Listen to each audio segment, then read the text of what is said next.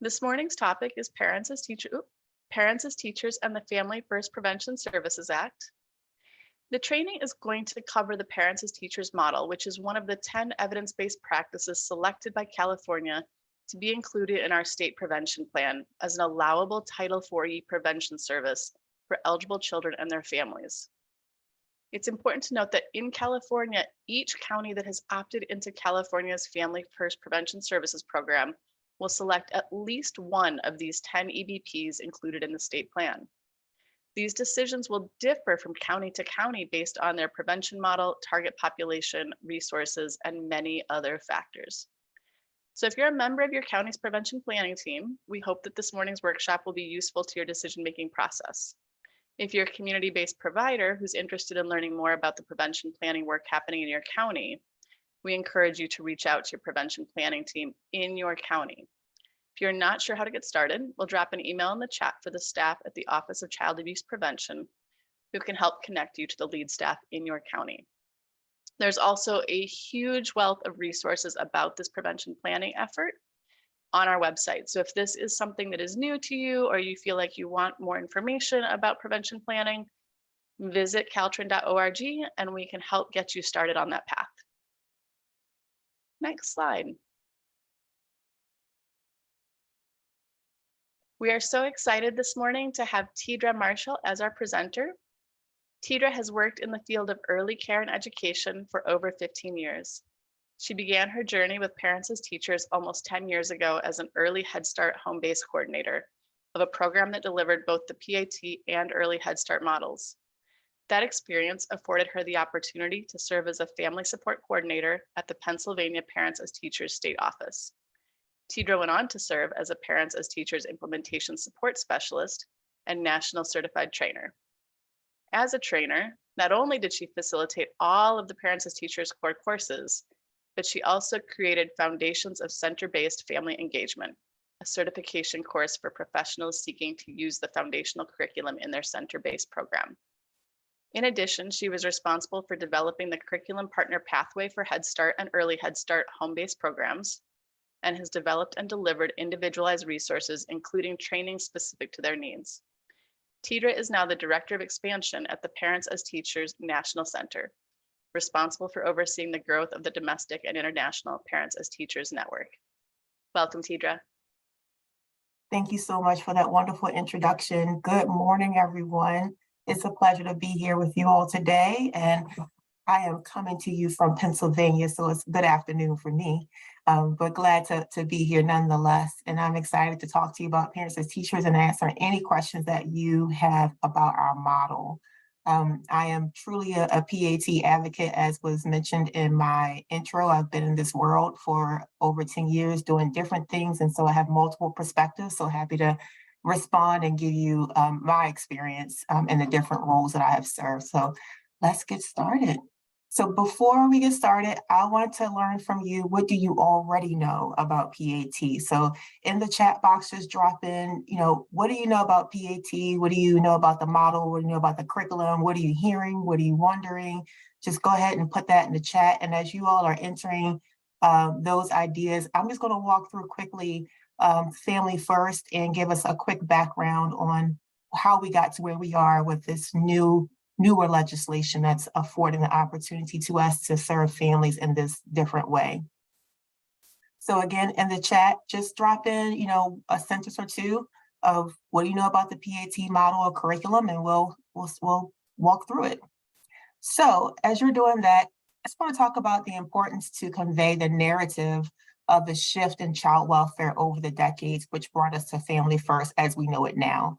And it has a clear emphasis on prevention and introduction of an uncapped entitlement funding stream for prevention services. We know that the historical nature of the child welfare system has been more reactive and punitive in nature. And through its different iterations, we are learning that it's more important to focus on the prevention of the use of these services and to think about the underlying causes of maltreatment, and how do we deal with the systems that are in place that perpetuate families being engaged in the system, and think about how do we overcome structural racism and intergenerational trauma, and how these preventive services can support us in being more proactive than reactive to the needs of families in our country. So in this family first era, child welfare leaders and their partners are reimagining child welfare as a system that strengthens and supports families early before a crisis occurs, empowering caregivers and preserving families, and ultimately preventing future child welfare involvement. It's in this era that we are all pleased to be talking about interventions like Parents as Teachers in the context of child welfare. And then it's in the Family First era where this program, centered on home visiting and support for caregivers, has a place in child welfare. Enacting this law provides more resources to states and tribes for services to address mental health, substance abuse treatment, and in-home parent skill-based programs. There are an array of prevention and early intervention services to keep children safe, strengthen families, and reduce the need for foster care. And Parents as Teachers is one of many programs on the list of eligible models on the Title IV-E Clearinghouse that were evaluated and tested. It is listed as a well-supported, evidence-based model that can be used within the prevention provision to address the needs of families and the community in which they live. So the purpose of the prevention provision is to ensure that children and families have access to enhanced services that will more than likely prevent child abuse and neglect and prevent entry into foster care. When we think about who is eligible to receive these services, every jurisdiction has the autonomy to determine or define who's eligible to receive services. So children and youth are determined to be at imminent risk of foster care, and again, that's determined jurisdiction specific. Those are the target audience for these types of services. And again, the types of services include those in-home parent education programs like Parents as Teachers, substance abuse prevention programs, and mental health treatment programs. So that's a part of the Family First legislation, but let's think about the Family First opportunity. Family First marks a sea change and critical turning point in the trajectory of how child welfare meets child and family needs. Family First is not strictly a blueprint for how prevention services should be implemented, but also a strategic lever, a moment in history that can be leveraged to change the work we do and why we do it. So here you have an opportunity to refocus child welfare on family, to change it from a reactive, punitive, and directive system to one that strengthens families and empowered caregivers to keep their children well and safe before a crisis occurs. This is an opportunity to strengthen linkages between child welfare agencies, how they're partnering with community partner agencies, and collectively serving families in an uninterrupted manner. We're also appreciative of the opportunity to serve families in a manner that respects and responds to experiences of trauma while bringing new uncapped entitlement funding streaming to prevention. So please hold this in mind as you learn about the PAT model and how it might help you to meet your agency and community objectives. The existence of PAT and other home visiting programs on a Title IV-E Clearinghouse is evidence of the shared goals of home visiting and Family First, converging on principles and strategies for caregiver and family respect and empowerment in this new preventative era of child welfare. Many jurisdictions and child welfare professionals acknowledge that Family First does not go far enough, though. We know that reaching families on the precipice of foster care does not constitute a sufficiently preventive approach. So jurisdictions and advocates are innovating, designing new ways for leveraging the Family First funding to reach families further upstream. For example, and we're going to talk about this today, there are community pathways and interagency relationships that organizations are developing for the sake of serving the whole family. The mission of child welfare is changing to support and strengthen families. And in this context, evidence-based home visiting programs such as PAT are well positioned to play a central role in the reimagining of these systems. So I'm just going to look really quickly at what you all offered in the chat about what you know about PAT. And it looks like there are a lot of you who have some familiarity with it. So definitely feel free to drop in your expertise as we walk through this conversation. And there are some who don't. So I'm excited to introduce PAT to you. And again, I'm going to have moments where you can ask questions. And so we can make sure that we're addressing all of your curiosities as we go into today's conversations. So today we are going to provide you with that overview, talk about the intended outcomes of the models. We're going to explore goals of the model and research in a lot of depth. And I'll give you a link to explore our website so you can learn more about research as you are thinking about what the best fit for your program, for your community might be. And we're going to talk about the benefits of being an affiliate, and if you're interested in moving forward, how to do that. So let's go ahead and get started there. All right, so PAT provides a strong fit with Family First in multiple ways. First, PAT is explicitly designed to prevent child maltreatment and strengthen parenting capacities and family functioning. These are the goals and the principles at the core of Family First. As you now know, Parents as Teachers is one of many well-supported evidence-based parenting programs, and it's designed to address the gap that exists on the national child welfare continuum that aligns with the requirements specified in the Family First Prevention Services Act. PAT aligns well with Family First Prevention Services Act plans because it's a high fidelity wraparound in-home service for parents or caregivers of children in the home and community. Embedded in the model is the completion of family well-being assessments and child health and developmental screenings, and it provides access to the array of referrals to the community, to group meetings, and they all support the efforts of families to build social capital. PAT is designed to work across the spectrum of family needs. It currently reaches 200,000 families within the US who are experiencing stressors, including teen parenting, high poverty, chronic stress, and other high-risk indicators. Currently embedded in the education and health systems across 49 states and Washington, D.C., including in those 49 states are 22 states that are home to tribal programs. The implementation of the PAT model is making a lasting impact on families across the country, but there are so many more families who could benefit from use of PAT. The Parents as Teachers model is designed to serve families from pregnancy through kindergarten. We are a nonprofit organization that operates internationally, and Parents as Teachers invest in children and those who first influence their learning. All that Parents as Teachers strives to do through our model, products, and training development is anchored in our vision that all children will learn, grow, and develop to realize their full potential. To live out this vision, Parents as Teachers is committed to promote the optimal early development, learning, and health of children by supporting and engaging their parents and caregivers. So it is a triadic relationship that we lift up in our model.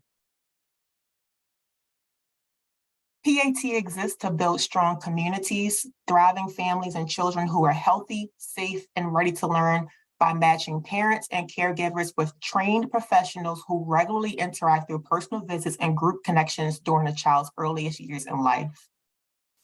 The concept for PAT was developed in the 1970s when Missouri educators noted that children were beginning kindergarten with varying levels of school readiness. Research showed that greater parent involvement is a critical link in the child's development of learning skills, including reading and writing. Early childhood professionals suggested that the creation of a program to provide early detection of developmental delays and health issues while supporting parents and understanding their role in encouraging their child's development from the beginning could help improve school readiness and parent involvement. So with funding from the Missouri Department of Elementary and Secondary Education and the Danforth Foundation, Parents as Teachers began in 1981 in Missouri as a pilot project for first-time parents of newborns. Recognizing the program's benefits and cost effectiveness, the Missouri legislature provided state funding in 1985 to implement PAT programs in all Missouri school districts. And to this day, that is still the case. PAT is implemented in every school district across the state. And I say that because I am not in Missouri. People think I am, but I'm in Pennsylvania. But the work has, as you can see, clearly spread across the world, and it's working. And we've been around for quite a while. So PAT is a universal model, which means that family eligibility is ensured regardless of candidacy definition. So that means that the model is designed to be implemented with any family across the spectrum of from birth to kindergarten entry, and program-specific criteria might determine who they serve. But at the model level, any family can be served using the PAT model because it's flexible and designed to be used in any community and with any family during those crucial early years of a child's life. Parents as Teachers is unique because our program partners welcome all parents and caregivers, including first-time parents, parents of multiple children, fathers, guardians, including parents and grandparents, and we accommodate, as I said, families with multiple children. All family members are invited to be a part of the home visits and group connections. So there's a family emphasis in how the model is delivered. Families can enroll in a PAT program at any time along that continuum of pregnancy, all the way until their child reaches kindergarten age. PAT affiliates serve broad and diverse populations, so our model addresses the developmental needs of any child, including those in vulnerable situations, including families in crisis, pregnant and parenting foster youth, grandparents, kinship, adoptive families. Our model serves a multitude of family strengths and stressors. PAT parent educators represent a variety of disciplines. So our educators come from early childhood background, elementary education, nursing, social workers, and others. The PAT model is implemented in a variety of settings, both by organizations new to home visiting and by those who are already providing home visits, but looking to strengthen their outcomes. PAT is a family-centered model that has been shown to prevent child maltreatment through family support and family strengthening. Home visiting in a child welfare setting is ideally offered alongside a menu of other Title IV prevention services, including mental health, kinship navigation, and substance abuse treatment services. Historically, PAT has been housed in education-based organizations and school systems, but today, Parents as Teachers programs operate in various settings, including schools, health departments, hospitals, tribal communities, childcare centers, family centers, faith-based organizations, and housing communities. Parents as Teachers continues to equip professionals within those settings and continues to grow in the social service, nonprofit sector, and child welfare agencies. While more than 1/3 of affiliates are housed in a school system, the presence of affiliates in social service nonprofit organizations, mental and behavioral health, family resource centers represents an additional 35% of our affiliates. These agencies are supporting families experiencing many stressors, including but not limited to substance use disorder, child abuse or neglect, intimate partner violence, children at risk of or who are in foster care, or those in care of a temporary caregiver. Within these organizations, professionals are connecting 86% of families to resources necessary to address their families' needs and ensuring that more than half of the families enrolled are achieving at least one goal that they set in partnership with their parent educator. More than 1/3 of enrolled families stay enrolled for 2 or more years. The PAT model is flexible so that parent educators can partner with the individual families to meet their unique needs and be inclusive of the cultures of their communities. This flexibility reflects our belief that every child and their families deserve the same opportunity to be engaged in high-quality experiences. We fit well within existing systems, including the child welfare system, because of our universal design. Regardless of where services are delivered, the model components can be delivered both in person and virtually. So as I said before, we've been around for a while, for more than 30 years. We have grown to reach families globally. Our footprint is well established around the world and in the US.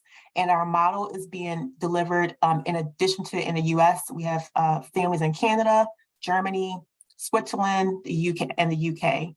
And we also have some curriculum subscribers in Australia. Parents as Teachers is an international model, and we support these different countries and building on their country-specific needs, and we do the same with our programs here in the US. So I have mentioned the term affiliate several times. I want to be clear and pause and tell you what an affiliate is. A PAT affiliate is a program that is designed to provide services to families using the PAT model.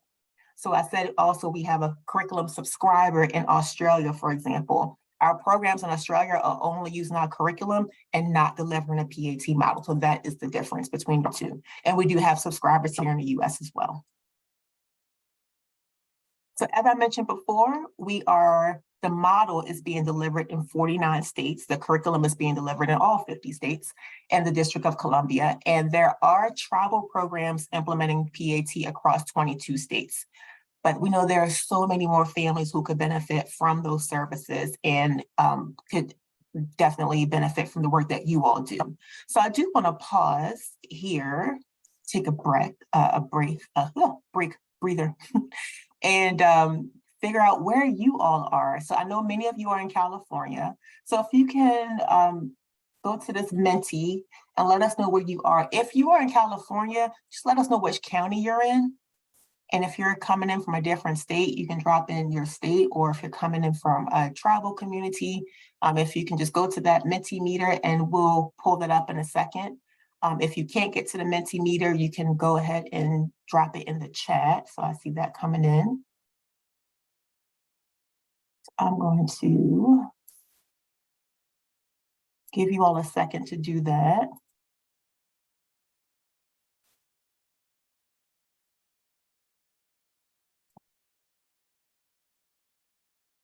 I hope you can see.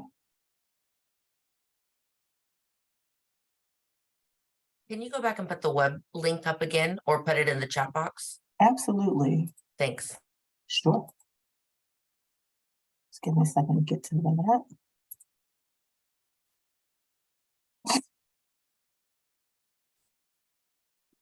So there's the link.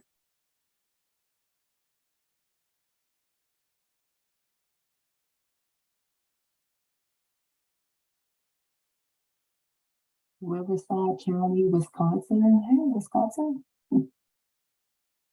Sacramento County, Los Angeles. So the bigger the county gets, the more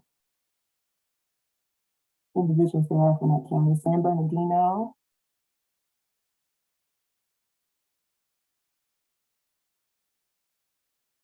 All right, so we're slowing down so we can see here who's represented. So thank you all for doing that. That means that there are more families in all of these counties and states represented that could use PAT or another home visiting service. We do play kindly in the sandbox with our other home visiting friends. All right, so let me go back to our presentation.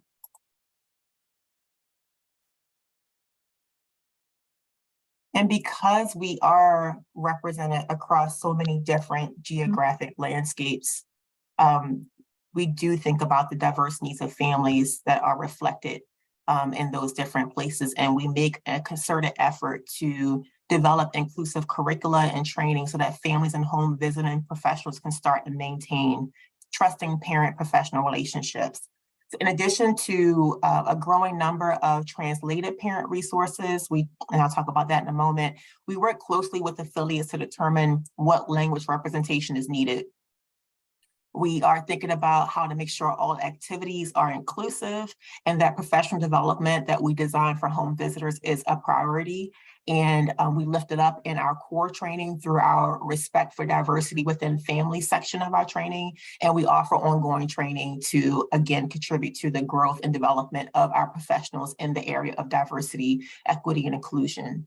So as a result of the training and the resources that we provide, affiliates are able to provide informational materials about their program that reflect the languages and cultures of the population served. Many of our materials can be modified to be individualized to reflect the needs of an individual community. And parent educators can also reflect that in the work that they're doing with families to make sure that services are individualized to reflect a family's culture, language is spoken in the home, needs, interests, and learning styles. So I'm going to pause there actually, I'm going to move to 2 more slides and then I'll come to questions. So give me a second here.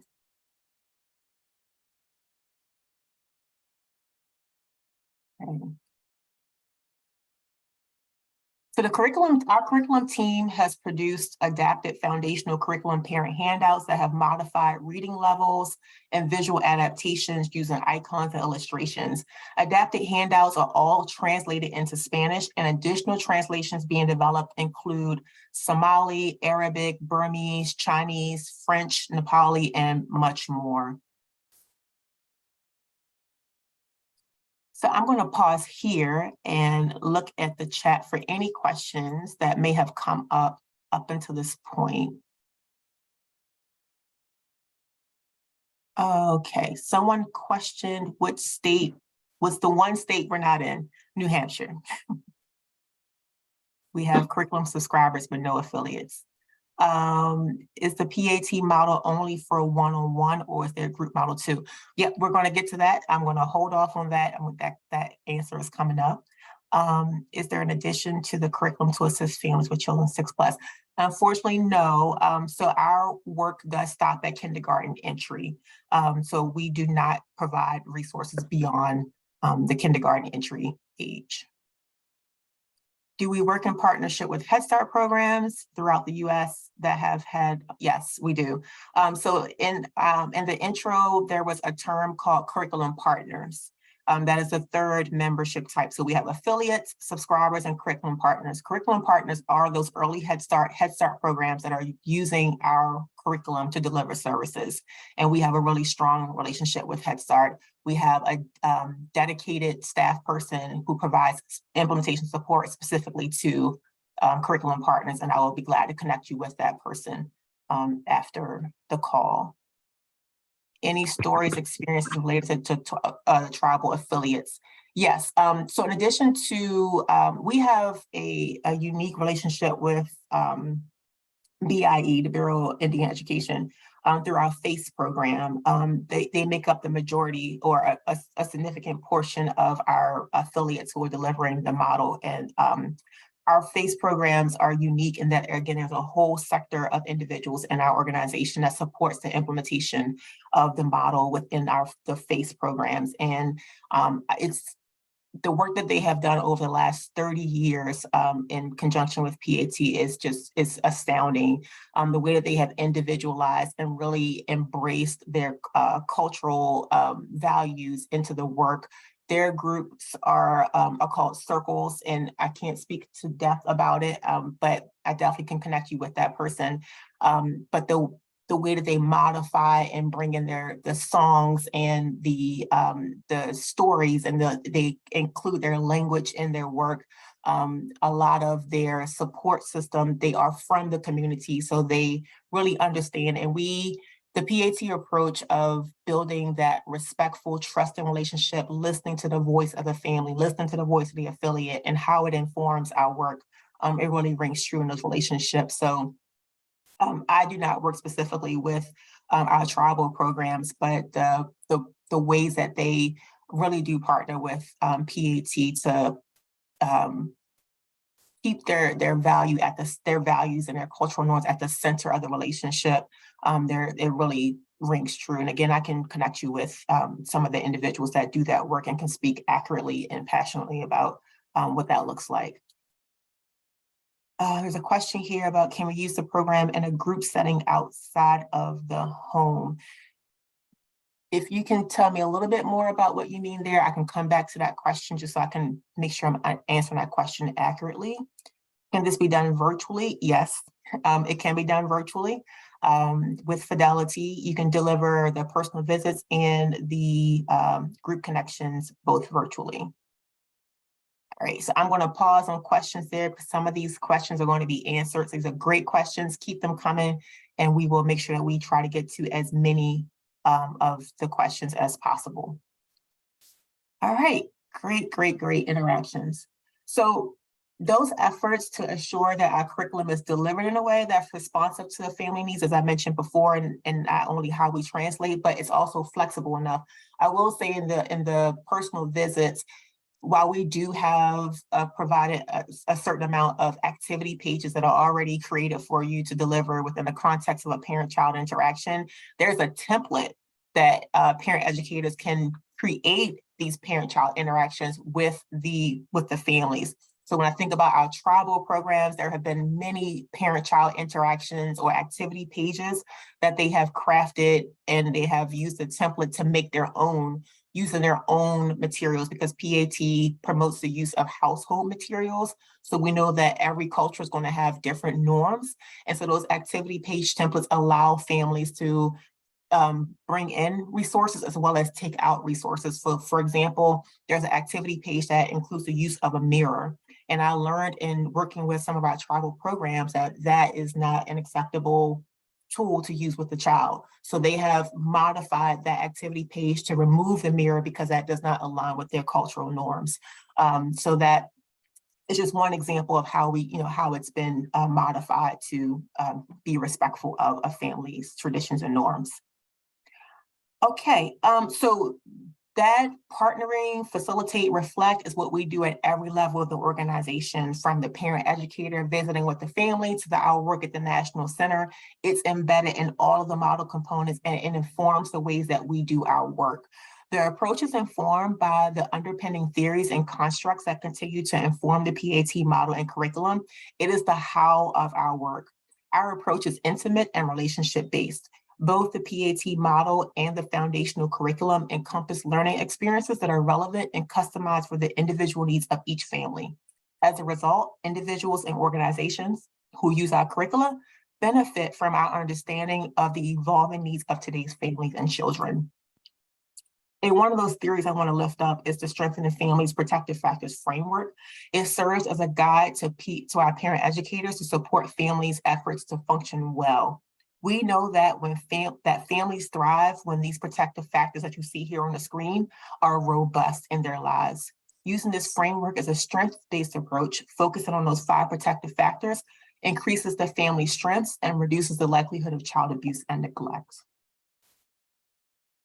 So now that we've reviewed the Parents to Teachers model and approach, I want to take a moment to just show you some of the research behind it, and I'm going to give you a link so you can learn more about this. There's a lot of research around PAT, and I don't want to bog you down with it, but I just want to lift up 3 important research outcomes that really do impact our work. So the how of the work is informed and grounded in research theories and constructs. And we will continue to invest in relationships with esteemed academic institutions to ensure that our model informs and is informed by the latest home visiting research. So several outcome studies have been conducted on the effects of the PAT model, and these studies have focused on child maltreatment rates, the quality of parent-child interactions, and school readiness related outcomes. Evaluations are supported by various states, school districts, private foundations, universities, and research organizations. And with each new evaluation, we continue to learn about the children and families served by the PAT model and its long-term impacts on communities. So here are some of the outcomes that we found that I wanted to share with you all today. The first study was conducted in Connecticut by researchers from Yale Medical Center, the University of Hartford, and Connecticut Office of Early Childhood, and included families with risk factors known to increase the risk of maltreatment, including social isolation and housing instability. This was the largest longitudinal study of prevention of child maltreatment conducted in home visiting, with nearly 7,000 families in the study. They used a quasi-experimental design using a matched comparison group, and they found that there was a 22% decreased likelihood of child maltreatment substantiations for PAT families compared to non-PAT families. Also, a promising finding showed that PAT families have fewer out-of-home placements than the comparison families. Another child maltreatment study conducted by researchers from Washington University in St. Louis and San Diego State University revealed that when families have prior involvement with Child Protective Services, participation in PAT reduces the likelihood of re-involvement with CPS. The study included families that had prior CPS involvement, and families were randomized into receiving PAT services or a control group that received the usual care of check-ins from child protection worker staff. PAT was associated with a lower likelihood of CPS re-involvement for families where mothers did not screen positive for depression, and for families who did not have multiple CPS reports prior to enrollment. Researchers of this study concluded that the results suggest potential for home visiting to prevent reoccurring maltreatment and suggests that higher intensity interventions may also be warranted for families experiencing significant depression and for families with extensive CPS histories. And the third study is an exploratory evaluation with 7 PAT affiliates in Massachusetts to co-create future implementation guidance and training to support affiliates working with families involved with CPS. This project explores parent-only visits with families who are involved with CPS. And we are learning through this experience how to tailor PAT services to these families. So to date, parent educators have described overarching goals of parent-only visits, including providing non-judgmental support, building parental confidence, preparing families for CPS visits, and facilitating resource connections.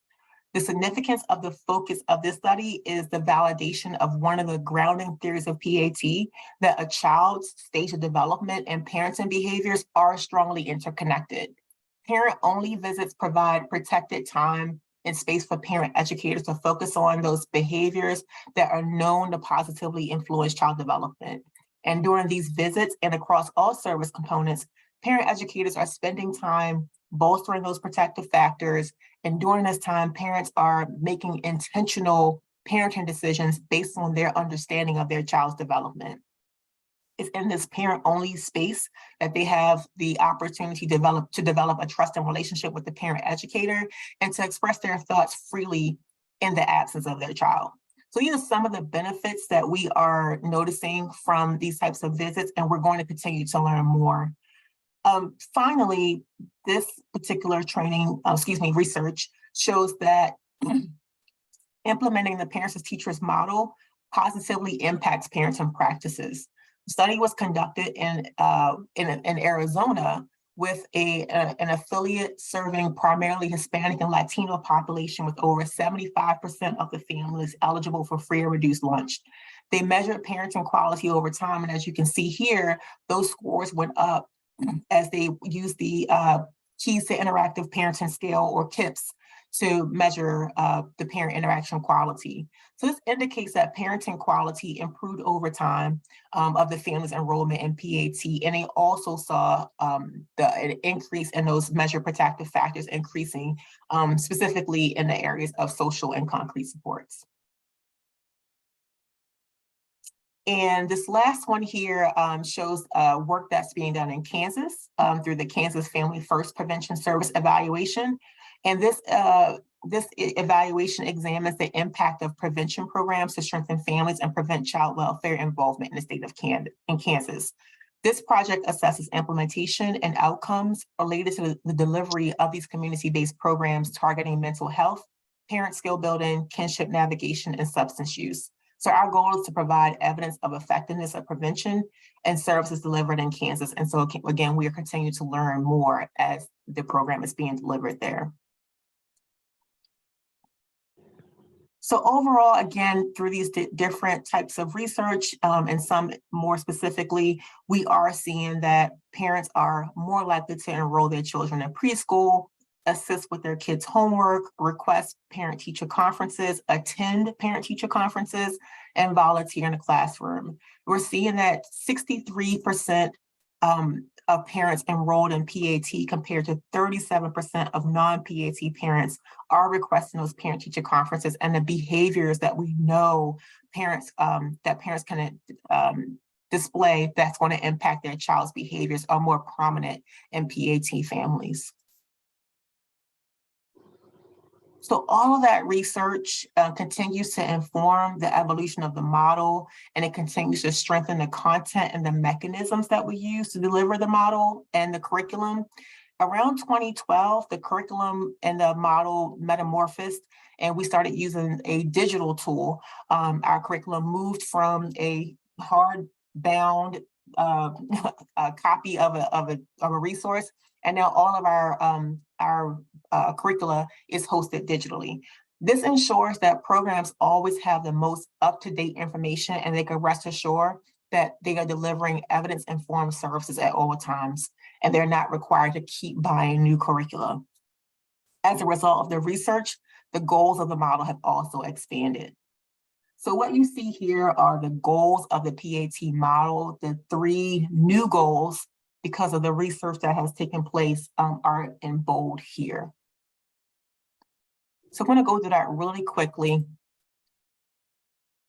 I've mentioned already, one of the goals is to increase parent knowledge of early childhood development. We know that when parents have a better understanding of their child's development, they can make better parenting decisions and practice better parenting behaviors. And as a result, they can more intentionally design a safe environment for their child, be more sensitive to their child's needs and development, interact with them in a more positive way, and be more involved in their child's school and education.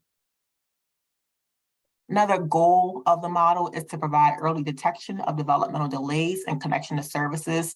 Annually, approximately 32,000 newly identified developmental delays or health, hearing, or vision concerns are identified because of the screening component of the model. And we know that the earlier we can detect those delays, the better we have a chance of addressing them. Another model goal is to improve parent, child, and family health and well-being. We know that through parent-child interactions, by supporting families and addressing their goals, we're seeing lower levels of stress. We're seeing improved health behaviors.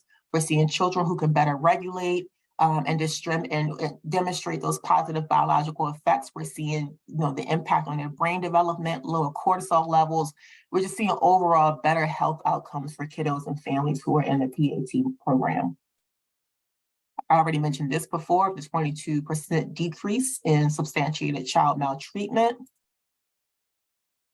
Another goal that I've talked about is around increasing school readiness and success. So we see children with better adaptive behavior.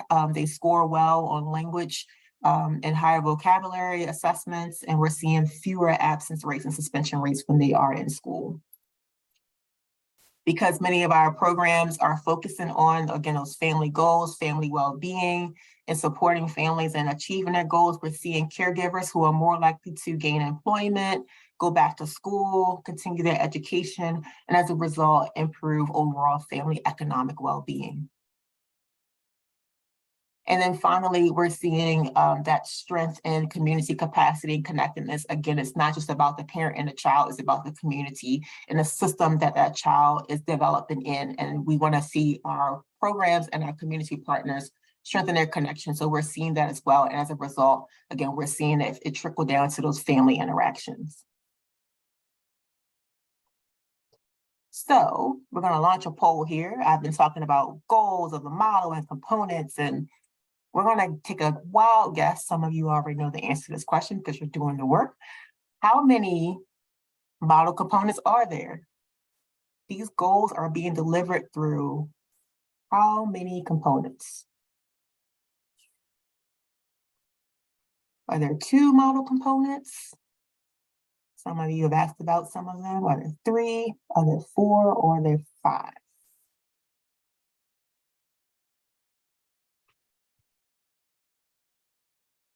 So if you, all right, the answers are coming in. 4 is in the lead with 3 right behind it.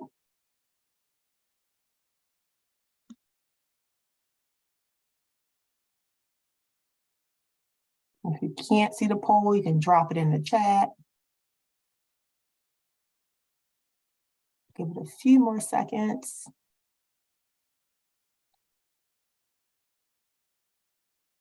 Oh, it's starting to move a little bit. 3 and 4 are neck and neck. So let's see, what is the answer? In the poll.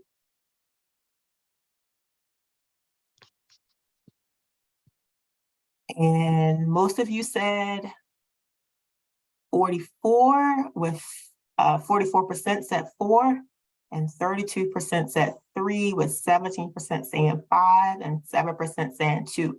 Let's see, what is the answer? 4. There are 4 model components. So great job, everyone. Great guessing. And some of you weren't guessing, you knew. So yes, there are 4 model components. We want to make sure that people don't think that home visiting is the only piece to this of visiting a family in a home. In order for it to work, all 4 model components have to be present. So our PAT affiliates who are delivering the evidence-based model, they are engaging families across all 4 of these model components. And within personal visits, again, all family members are engaged and encouraged to participate. Health and developmental screenings are completed for both the child and the primary caregivers. Examples of those assessments and screenings include family well-being assessments, developmental screenings, for the child, health screenings for both the parent and the child. All members of the families are invited to group connections, and resource connections are also offered with all members of the family in mind. Again, the PAT model is a universal model. It's designed to provide services to all families from prenatal through kindergarten, and home visitors, or our parent educators as we call them, are required to have at a minimum a high school diploma and at least 2 years of relevant experience, though a majority of PAT parent educators do have a bachelor's degree. Each of these components have supporting essential requirements that describe how an affiliate meets model fidelity, and we'll discuss that in a moment. Affiliates follow the essential requirements of the model, which provide a minimum and maximum expectations for program design, infrastructure, and service delivery. Parents and teachers provide support for affiliates, so you're not doing it alone. From the time you begin your exploration of PAT, we are right there with you, partnering and facilitating that process, and we'll talk about that later. But we want to make sure you're successful in implementing the PAT model. So let's look at each model component. So as I said, there are 4. This first one, we sometimes refer to it as the heartbeat of the model. Within personal visits, a certified parent educator will work with the family to support parent-child interaction. So there's usually an activity that takes place during the personal visit. There's a focus on development-centered parenting, where we're talking about things like nutrition and attachment and discipline and safety and health. And then we talk about family well-being. These are the 3 areas of emphasis that have to be addressed at every single personal visit. Because children develop within relationships, the visits are delivered to the family as a unit. They typically last about 60 minutes, though they may run longer if you're dealing with a crisis, if there are multiple children, or if you're providing translation services. They might run a little longer, but on average, they're 60 minutes. The visit might take place in the family's home. However, due to varying circumstances, the visit may take place elsewhere. So it might happen at a family member's home. I've seen visits delivered at the library, at a park, whatever agreed upon setting that the family and the parent educator agree on, that's where the visit can take place, which is why we call them personal visits and not home visits. And then they also can take place virtually. Next, we have group connections. And this is a great opportunity for families to receive social support. Families interact with their children in these social settings and support the development of child development while growing parental knowledge with other parents. Parents are invited to partner with parent educators to plan and deliver these group connections. And these experiences promote the parent as a leader and acknowledges their strengths. Group connections are delivered in an approved format, including parent cafes, community events like health fairs, presentations, family events, and ongoing groups. And these 2 can be delivered virtually.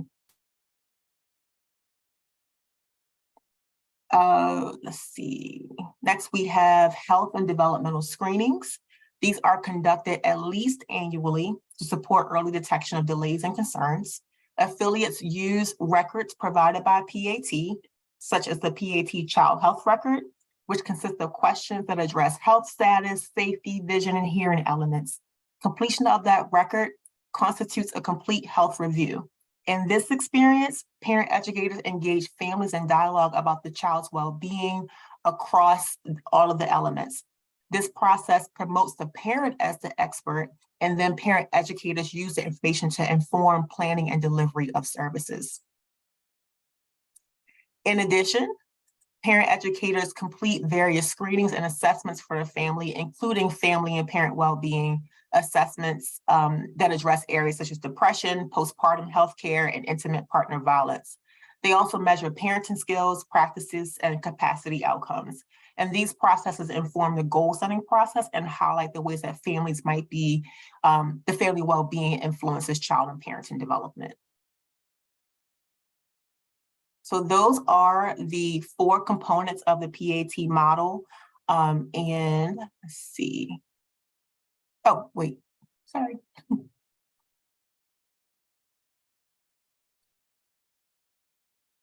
Oops.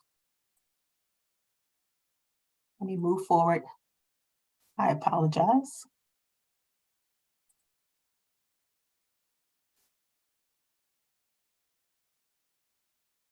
There we go. We have one more. I apologize. Got a little twisted around there.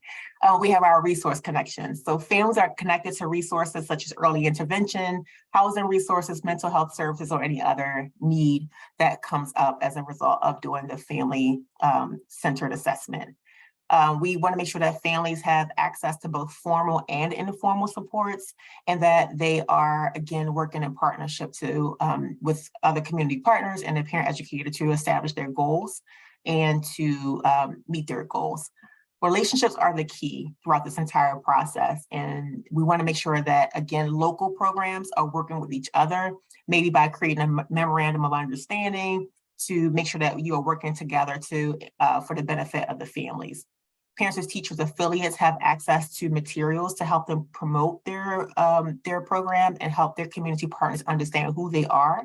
And those strong community partnerships are essential to the success of the family. So affiliates are encouraged to build interagency relationships to ensure that resources are available to their families, and that throughout the partnership that everyone maintains a shared understanding on those data points that are helping them to understand how to best meet the needs of families, reduce those substantiated cases of child abuse and neglect, and make sure that collectively they're supporting the family to reach their goals and decrease worker or employee burnout. There we go. So no matter which component of the model is being delivered, the 3 areas of emphasis always play a pivotal role. They show up across all of those model components, and the 3 areas of emphasis, again, being the parent-child interaction, development-centered parenting, and family well-being. They provide the framework of services being delivered. Collectively, they bring to life the underpinning theories, and they assure that the parent educators are making the connections and understand the dependencies that influence a child's development and parent behaviors. It's both. The 3 areas of emphasis and the model components are the what, the approach is the how. This approach shows up in everything that we do and is the basis for building relationships, which is instrumental in delivering trauma-informed practices. So again, I saw questions about virtual services. All of these services can be delivered virtually. As leaders in the field, parents as teachers is continuously developing resources and guidance to support providers and delivering high quality services virtually. We were involved with this even before the pandemic. The pandemic made virtual service delivery a priority, but we were already engaged in research with LaCoria Milligan to think about, we were already engaged with University of Southern California around delivering services virtually. And in 2019, we developed a relationship with LaCoria Milligan to study the COVID-19 health crisis and understand its impact on PAT service provision by further exploring the challenges and successes of virtual service delivery. So we are continuing to develop guidance around this, and we have learned that 77% of families who were receiving services during the pandemic reported that they wanted this hybrid option of virtual and in-person services. This work highlights the importance of designing services with the needs of family and community in mind. So we didn't want to go back to the way that we were doing it before because that's what worked for us. We wanted to be responsive to families. So we're continuing to develop and drive the move towards virtual service delivery and best understand how to do it in a way that makes sense for both the programs and for the families, and making sure that families have resources available to them so they can successfully engage in virtual service delivery. And we define virtual delivery as both telecommunication, so that's the service delivered via the phone, and interactive video like Zoom. And we're again engaged in understanding what it means to empower families and programs to do this work successfully. All right, so I am going to pause here and launch this poll. I see questions about the curriculum in the chat. So very quickly, true or false? PAT affiliates are not required to use the PAT foundational curriculum. So you'll see a poll launch here in a minute, and you can let us know, is that a true statement or a false statement?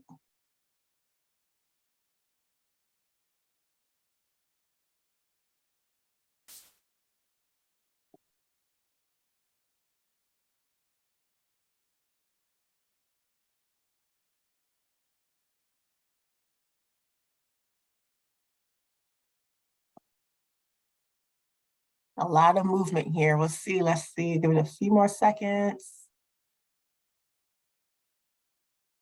And we can close it now. And many of you have shared that that is a false statement. And let's see. Yes, PAT affiliates are required to use the Digital Parents and Teachers Foundational Curricula. That is absolutely true. And you can view a sample of the curriculum on our website. There are 2 research-informed curricula. The foundational curriculum is used with families of children prenatal through 3, and the foundational 2 curriculum is used with families age 3 through kindergarten entry. To access either curricula in full, you have to complete training. So if you only are serving families birth through 3, then you would complete the foundational training. If you are serving families birth through kindergarten entry, you would complete both the foundational training and the foundational 2. In order to get to the foundational 2, you have to do the foundational training. That is a requirement. And our curricula are offered in digital format, and that is for partly what I explained earlier. It ensures that you always have access to the most up-to-date information. So as long as you have access to a device with internet access, you can always access our curriculum once you have gone through training. Our resources always reflect current research, and they continue to be translated to reflect the various linguistic identities of families receiving services. So every time we update the curriculum, you don't have to repurchase, you will always have access to it. It's designed to be used by a wide range of home visitors, regardless of where you're using it, regardless of the identities of your families. We have taken a conscientious approach to develop inclusive curricula and training so that families and professionals can start maintaining trusting relationships. So our curricula includes both professional resources and parent handouts that are used to be delivered, in family services. They are offer flexibility and make sure, again, you can use them both in person and in your virtual visits. Some of the parent handouts can all be emailed to parents, made available digitally to parents. Our parent educator resources cannot. Those are protected documents.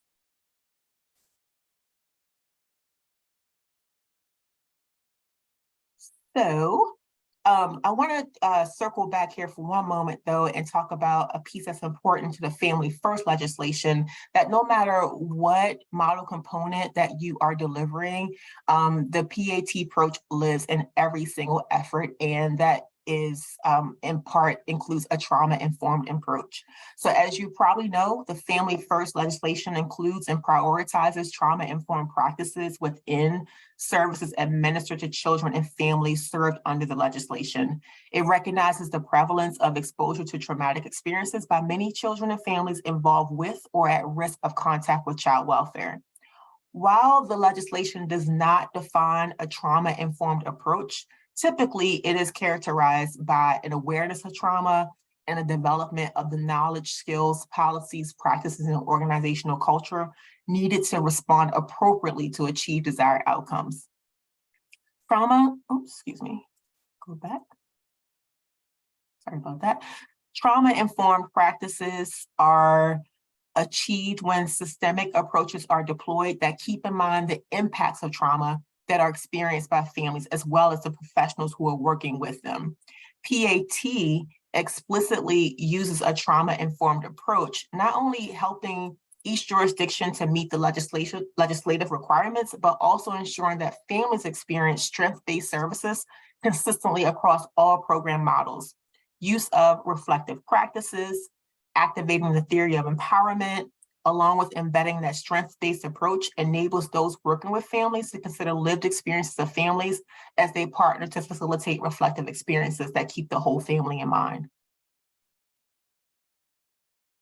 Components of trauma-informed care are embedded in the model and introduced in the PAT core training that all parent educators and supervisors must complete. Parent educators recognize the trauma that children and family experience and respond appropriately to improve outcomes using curricular resources and the PAT approach. PAT encourages all staff to have specialized training and support to serve, engage, and retain families with histories of adversity and trauma exposure. In addition to the individualized training, professionals are also encouraged to develop trauma-informed collaborative relationships with other professionals involved with the family. A trauma-informed system is one in which all parties involved recognize and respond to the impact of traumatic stressors, including poverty, racism, abuse, or substance use disorder, on those who have contact with the system, including children, youth, caregivers, and service providers themselves. Collectively, providers maximize opportunities for the family to recover from the trauma sustained in a way that protects their psychological and physical safety. PAT provides several resources to affiliates to support them in building and maintaining an effective resource network. Within that network, it's important for partners to consider the stressors that might prevent families from achieving success. In addition to written resources like the curriculum, all PAT programs are invited to diversity, equity, inclusion, and accessibility focused conversations that are facilitated by our DEIA Council at the National Center. These conversations build awareness, knowledge, and skills needed by organizations to develop and deliver practices that contribute to thriving families. So the work exemplified in all that research that I shared earlier reflects what work is happening on the ground and how it's being delivered with fidelity. So in order to deliver the PAT model with fidelity, affiliates have to adhere to our essential requirements. As you consider adopting the PAT model, you will need to consider the necessary infrastructure to ensure that the following requirements can be met. Among these essential requirements is the requirement to deliver a minimum of 12 or 24 personal visits during the year. The dosage is dependent on the number of stressors experienced by a family. So a family that has 0 to 1 stressors receive at least 12 visits a year. Families with 2 or more stressors receive at least 24 visits a year or 2 visits a month. Affiliates must also deliver at least 12 group connections across the program year, which comes out to about 1 per month. That's a minimum. Parent educators must use the PAT foundational curriculum to plan and deliver services. Services have to be planned in advance and documented afterwards. Child developmental screening takes place for all children within 90 days of a family's enrollment or the child's birth, and then at least annually thereafter. Developmental domains that require screening include language, cognitive, social emotional, and motor development. The child health review is completed within 90 days of a family's enrollment or the child's birth, and at least annually thereafter.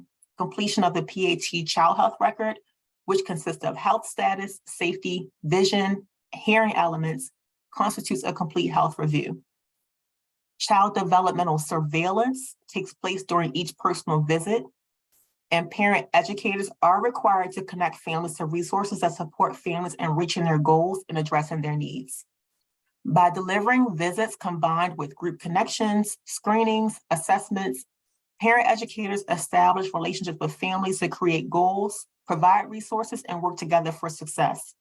When affiliates demonstrate fidelity to the model to meet these essential requirements, families thrive. These essential requirements are not conducted in isolation of one another or a box to check, but when they are completed intentionally, they help to drive family outcomes. Sufficient funding is vital to a strong organizational infrastructure. Adequate funding is one of the key ingredients in ensuring that your programs is resourced, to meet the essential requirements. For more information on budgeting for a successful implementation of the PAT model, you can review the PAT budget toolkit or the affiliate funding guide. And we are going to either drop those in the chat or provide those to you after the webinar.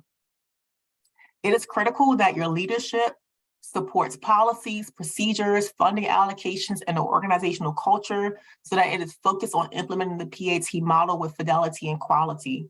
In addition to the PAT program supervisor, there needs to be an administrator that can support the supervisor, provide additional direction for the program, and represent PAT in organization community-wide conversations and decisions.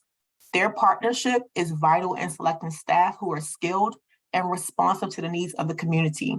To prepare staff to serve families, all parent educators who deliver PAT services to families are required to attend the foundational and model implementation trainings before delivering services. New supervisors will also attend both of those trainings as well. The minimum qualifications for parent educators are a high school diploma or GED equivalency and 2 years of previous supervised work experience with young children and or parents. We recommend that the supervisor has a bachelor's degree in a related field, and the supervisor should also have at least 5 years experience working with families and young children. In addition, the supervisor needs to be committed to reflective practice and supervision. That is a requirement that they deliver reflective supervision, that they are collecting data, and that they are engaged in DEIA training and ongoing learning and continuous quality improvement.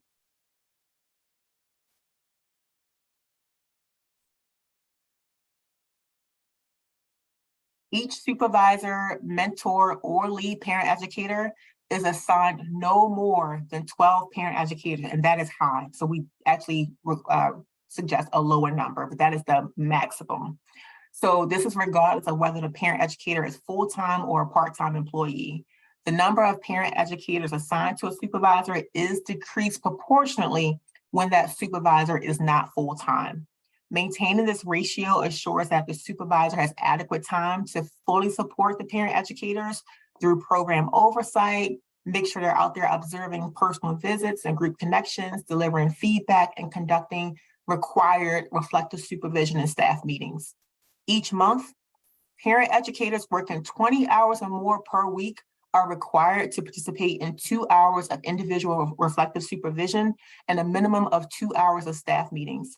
Parent educators working less than 20 hours are required to have a minimum of 1 hour of reflective supervision monthly and 2 hours of staff meetings monthly. Regular staff meetings are important for team building, providing structured opportunities for staff to talk with one another and support each other. Home visiting can be a really isolating job, so we want to make sure that that support is adequate and, again, in place to prevent burnout.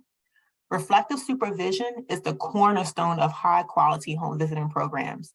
It provides space for parent educators and supervisors to have a conversation in a non-judgmental and safe environment, and it allows the parent educators to thoughtfully explore their work. PAT provides access to a reflective supervision toolkit and communities of practice so that both parent educators and parent supervisors can get the support they need to deliver reflective supervision effectively. All parent educators and supervisors who maintain a caseload are required to achieve at least 20 hours of professional development annually, and any parent educator or supervisor who carries a caseload are required to be observed delivering a personal visit at least once during the program year, and group connections as well. PAT does provide an observation tool for both personal visits and for group connections that are provided to affiliates.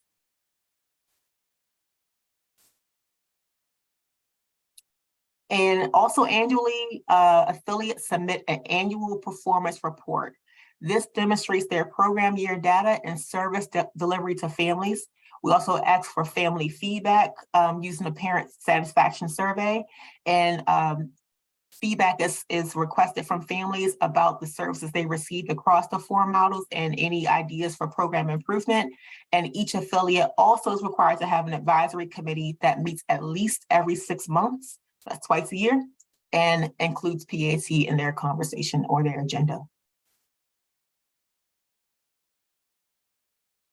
So we have covered most very quickly, but not all of the essential requirements. Parents and teachers provide support with you by forming partnerships with implementing agencies through a variety of resources that we have created to help you deliver the model with fidelity. We provide ongoing guidance through our relationships with you, through some documentation and processes that will support you in growing your program. Every program, every 5 years, will go through what we call the quality endorsement and improvement process. This process coincides with a 5-year plan that jurisdictions are required to submit if you fall into that category with your Family First plan. But we work with you to make sure that you are not only meeting those essential requirements, but our additional standards, which are the higher requirements. And this demonstrates that if you are able to deliver your program with quality and meet those requirements, do you have the option to earn a blue ribbon endorsement? And again, we will work with you through that. I'm not going to go into a lot of detail there. That's 5 years down the road. We'll talk about that later. From the start of your relationship with PAT, you are paired with an implementation support specialist, either from the National Center or from your state. The role and responsibility of this person is to ensure that your program meets the essential requirements and that you're delivering your program with fidelity. Some of the guidance some of the support includes monthly meetings for supervisors. If you're not meeting those essential requirements, they enroll you in the Target Fidelity Project, and they give you targeted support to support you in addressing those essential requirements that you may have missed. They send out regular communications of any updates or any information regarding the model or the curriculum. Affiliates also have access to a wide range of support and products that you can access on your own through our workspace called Oliver. And in that workspace, you have things like the implementation manual, technical assistance briefs, those observation tools. All of that is available to you when you need it through our portal called Oliver. And that PAT approach to partner, facilitate, and reflect, that lives in that relationship as well. Your implementation support specialist will work with you to identify the needs of your program and deliver services to you that are specific to how your program needs to deliver the model. There are so many resources, I can't go through them all, but just wanted to reiterate that you are not alone in delivering or implementing this model with fidelity. There's a whole host of supports that will support you in doing this work well. Another resource we have available to you is our data management system called Penelope. This is a great tool. It's not an additional cost. It's available to you as a part of your affiliation fees with parents as teachers. And use of this tool allows you to document all the work you're doing with families and use that data to drive your service delivery, ensure model fidelity, and report out to your funders the work that you're doing. Just as PAT is grounded in research and evidence-based practice, we also see the value in data-driven practice. So PAT has invested in this data system that is both HIPAA and FERPA compliant, and again, known to everyone as Penelope. There is it's already a partnership between many programs that are Family First funded in different states and jurisdictions, and they are already developing forms and records to support these programs and delivering services and recording them according to the needs of their Family First plan for their jurisdiction. Use of Penelope increases data accuracy and improves service delivery. We do see a correlation between those programs who are earning that blue ribbon endorsement and the programs that are using Penelope. When you have access to high quality data, it's easier to keep it front in mind and be able to respond to it and make adjustments to your program in real time. So it's really a great tool to use. It also houses all of our PAT records. So if you are using Penelope, you are automatically meeting that requirement of using all of the PAT records. In addition, there's Family First crosswalks that our Penelope team have developed. There are some basic features of Penelope that have been shown to lend themselves to Family First reporting requirements. So for example, there are several alternate ID fields in that Penelope affiliates can use to document additional IDs that may be given to them, such as like the CPSS case and client numbers or CPS identifiers. You can add those to Penelope. You don't have to use one that we give to you as far as identifiers. There's also the ability to record both funding and income information, like and demographic characteristics such as CPS involvement. And finally, there's an ability to track additional information at the event level. So allows you to really look at those events like the personal visits, and for billing purposes, pull out certain parts of that event so you can bill to the many different funding sources that might be in play for your program. All right, so next steps. If you are going to move forward with PAT, it's important to think about how you're going to do that. So I'm going to walk through this really quickly. So if you have questions about how to do this work, how to implement PAT, my information will be given at the end, and you can reach out to me and I can support you and get you connected to the right person who can help you to implement PAT. It does take time, and there are many ways that you might do this. So make sure that you are thinking long-term, how much time you need to implement it well, the structure that you need in your system to make sure you have the right people in place to do the work. So during your exploration phase, which you're in now, you're going to work with a support specialist to complete an affiliate plan. Once that plan is complete, you will submit it to the National Center. A team of us will look at it, give you any feedback, help you to develop a budget, and think through all of the resources you have to have in place to deliver the model. So the affiliate plan is the first step of the process. Once it's approved, we send it back to you and get you started on the next piece, which is hiring your staff and developing all of your policies, which you may already have in place, but we'll walk with you to make sure you have all the requirements in place, that you understand the training requirements, and that, again, you are looking at who is needed to do the work.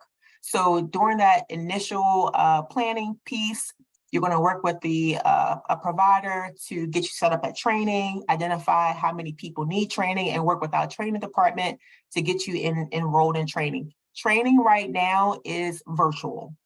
So we have a virtual team that can work with you to plan that. There are no in-person trainings. Everything is done via Zoom. It's a hybrid experience, and again, very well thought out, research-based. That is how we do that work. After you go through training, you'll have access to the curriculum. Again, that's available in both English and Spanish. We do have Spanish-only training. So if you prefer to go through a training and Spanish is your primary language, we have trainings that are delivered completely in Spanish. Right now, that is the only other language we have available to us. But again, I have done trainings with people that have different linguistic needs, and we will make it work. We are very responsive and supportive of your individual learning needs. So that will be the next step once you do your affiliate plan, to get you registered for training and get you through that process. Once you go through training, you will have access to the curriculum. You will become a PAT affiliate, and we will get you started on the new affiliate support plan. So with your support partner, they will meet with you pretty frequently at the beginning of the relationship, just to help you work through some of the challenges of implementing a new model, maybe connect you to other programs. Always good to learn from other people. So they'll work with you to build those relationships. So I just walked through that. Let me see. And then once you get through that first year of implementing, work through all of the highs and the lows, you are in full implementation mode. You are going to continue receiving that ongoing support. Some of it will be monthly, some of it will be more frequent, depending on your needs. And then you will submit that report annually that I mentioned earlier, that gives us access to your story and tells us how you have been delivering services, and again, helps us to design support in response to your needs. In addition to the core curriculum, these additional resources are available to you. The only one that's not at an additional cost is the Reflective Supervision Toolkit. That's available to every single affiliate that will support you in delivering reflective supervision using the PAT approach. There are supplemental curricula. If you're working with families of children with special needs, you have the interactions across abilities. If you're working with teen parents, there's another curriculum for that. Training is not required to get those curricula. And right now, the only one that is being redeveloped is IAA. Many of these trainings stopped during the pandemic, but again, there's adequate support in if you wanted to acquire those curricula. Engage is a book that is awesome, and it is available via Amazon actually. And it's just a really great tool to help you to learn how to engage families and build those relationships across your community. So I just want to lift those up. And you can get any of those things now. You don't have to be a PAT affiliate to access any of those tools. Those are available to you now. We've also worked really closely with Chief and Hall. So I wanted to look up some of their resources and Annie Casey Foundation as you all are working to understand how to implement something as complex as PAT. Some of you are already doing it and you maybe want to just expand how you're doing it. These are really great tools to explore cost, to really understand like how to understand the implications of adding to your menu of services. So these are, I just want to lift these up. And again, we can send these links out to these tools afterwards. And there's one particular tool that I absolutely love that I want to introduce or remind you of, the hexagon tool. So if you're trying to figure out if PAT is a good fit for you, it may be a great fit, it may not be a good fit. This is a tool that is available to you, so you can think about the usability of this of this prevention tool in your community. Think about the cost, the benefits. The hexagon tool is a great way to understand, again, like fit, effectiveness, and think about how this is going to all play out in your community. So again, we'll send this link to you. As we wrap up, I want to remind you, it does take time. So reach out sooner rather than later to get the process started. If you want to become an affiliate, you want to give yourself at least 12 weeks to get this moving forward. And again, we will walk alongside you to walk you through all of these pieces. There's a readiness reflection, again, so you can think about your infrastructure and who needs to be in place and what needs to be in place to start implementing the model. Our model is designed to be delivered for at least 2 years. I know that that comes up a lot with Family First, where there's a 12-month window. You can, I believe, ask for an extension or a waiver of those services under Family First. Doesn't mean you can't deliver PAT. We're designed to be delivered for 2 years, but if families aren't enrolled for 2 years, it's okay as well. But we want to make sure that you are able to do the work. But our theory of logic shows us that when families are enrolled for at least 2 years, that's where we see the work. So don't let that be a hindrance to you. You definitely can still achieve success and see impacts when you deliver our model within the time frame that your program has in place. So as I said, relationships are key. I know we have only 2 minutes left and there were a lot of questions. So I'm going to open the mic up for questions if anyone wants to lift up a particular question in our short time that we have available here. Well, Tidra looks over the chat and you all raise your hands. I do want to just remind everyone, we saw a lot of questions in the chat about what will the state be doing with regard to parents as teachers. And I think it's important to point out here that the purpose of today's workshop was to look at parents as teachers in the context of the Family First Prevention Services Act. Parents as teachers has been included in the state prevention plan, which means that counties who have opted into the Family First Prevention Services program may select this service as one of their EBPs for funding for Title IV FFPSA funding.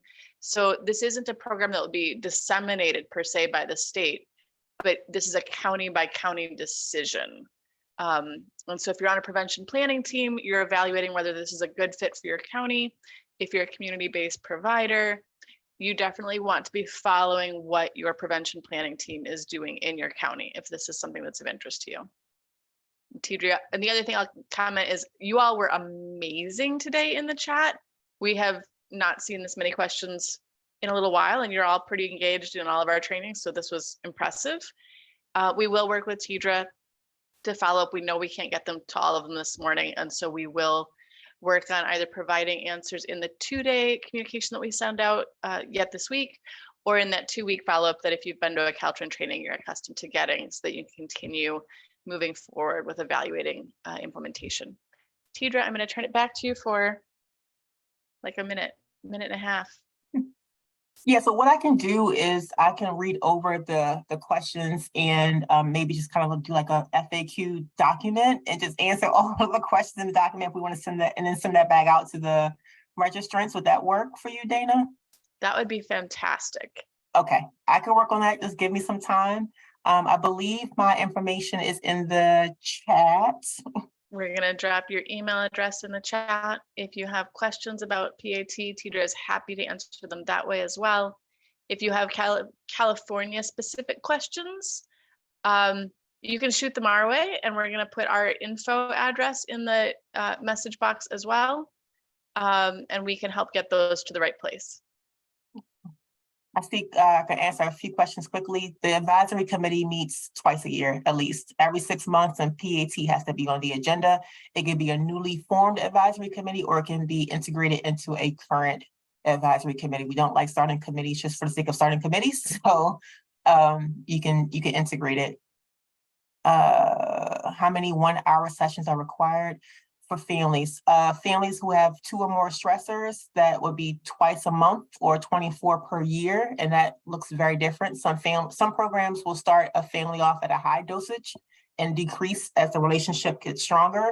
Sometimes they will fluctuate, but we want to see at least 24 per year, and it's up to you how you design that.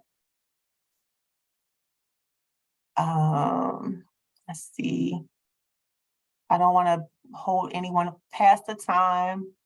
I want to be respectful that we end on time. So I will look at these questions and I will create a document and make sure I respond accordingly.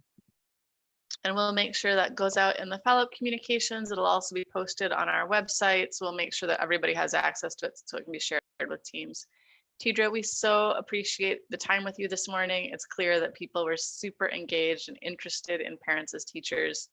We hope that you all came away with some information that was useful, as well as a whole lot of questions that you may want to follow up on as you explore this program for your agency or your county. We look forward to seeing you all again very soon at your next training with Caltrain. Thanks so much, everybody.